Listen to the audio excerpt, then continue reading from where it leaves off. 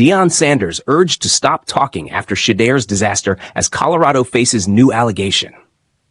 In the 2 years Deion Sanders has been the head coach of the Colorado Buffaloes, he has been instrumental in turning around the program. Travis Hunter even won the Heisman under his tutelage, and Shedeur Sanders went on to produce 4,134 yards. Everything looked positive until now, and Shedeur was easily a top 10 pick. But fast forward to 24th April on NFL Draft Day, the mood shifted drastically. Shedeur's name was nowhere in the 32 picks. The guy didn't even cut it into the first 4 rounds and was reduced to make do with a 144th pick in the 5th round. What changed? And who is to blame? Well, according to Colin Cowherd, it has something to do with Deion Sanders. Deion Sanders' voice carries weight in every room and becomes a headline quickly. So the Buffs head coach, knowingly or unknowingly, championed Shedeur's case whenever the opportunity arose. In interviews, press conferences, and social media posts, Coach Prime defended his son's case. He pushed back on what he called lies being spread about him.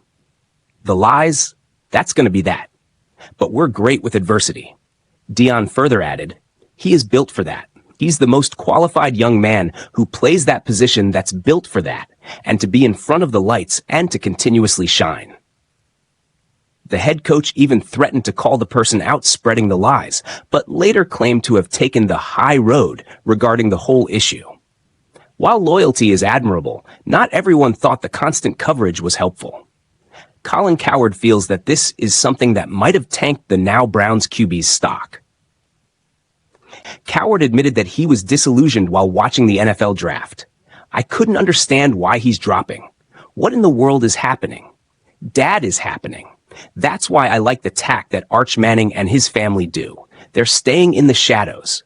That's where all the real power is in life. Get out in the sun and get burned. Deion was in the sun. Deion spent too much time on television. Cowherd acknowledged that Deion Sanders' heart was in the right place, but termed him a quarterback dad turned pageant mom for his spotlight and blamed him for Shedeur's draft snub. So, what to make of this? Well, Cowherd's claim isn't entirely wrong about Deion Sanders' frequent interviews, since they were undoubtedly taking place. But it's not that the head coach was just talking about Shedeur Sanders. He talked about every player of the team who was involved in the NFL draft. But there were instances where it looked like Coach Prime was running the show from behind. For instance, he employed Eli Manning's strategy, where he was traded on draft day and even ruled out some of the teams entirely.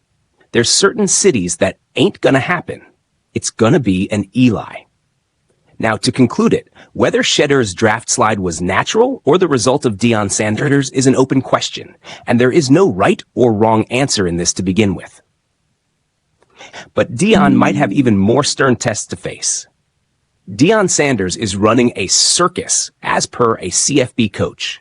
With both Shedeur and Shiloh Sanders gone to the NFL, the Buffs head coach will have to change his game plan to employ his strategies to cater to new players.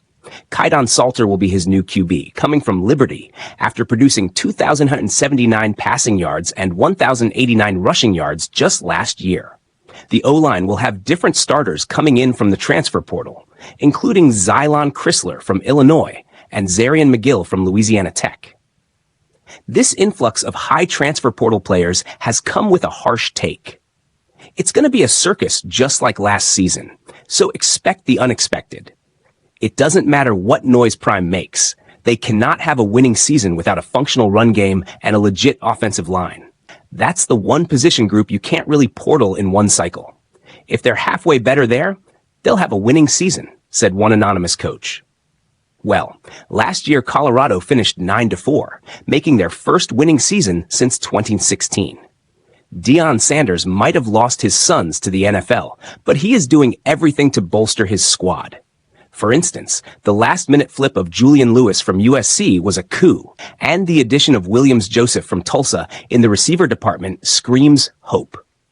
But the coach's take is true that Colorado has a high transfer portal influx with 29 players coming in as opposed to just 14 high school commits in the 2025 cycle. However, will this reign in doom? Only time will tell.